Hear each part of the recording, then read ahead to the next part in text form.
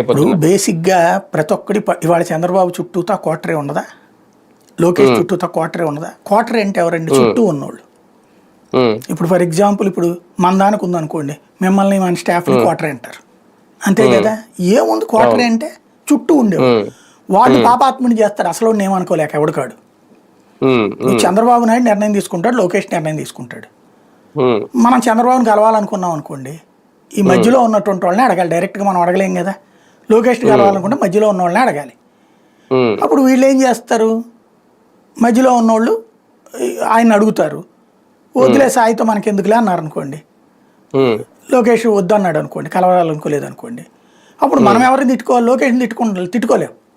అంటే సార్ ఇందులో ఇక్కడ ఒక పాయింట్ చూడాలేమో, టీడీపీలో కూడా కోటరీ ఉంటది, అందులో కాదనలేము. టీడీపీలో కోటరీ విషయాల్లో కూడా అక్కడ చాలా రాజకీయాలు జరుగుతుంటాయి.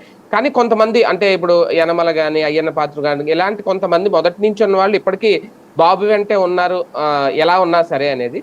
అలాగే జగన్ వెంట మొదటి నుంచి ఉన్న వాళ్ళు మాత్రం ఉండలేకపోతున్నారు. ఒక మోపీదేవి గాని, ఇప్పుడు విజయసాయి రెడ్డి గాని, ఇలాంటి వాళ్ళు వెళ్ళిపోతున్నారు అనేది. అంటే ఈ కోటరీకి ఆ కోటరీకి ఆ వ్యత్యాసం ఏమైనా కనిపిస్తుందేమో. చాలా తేడా.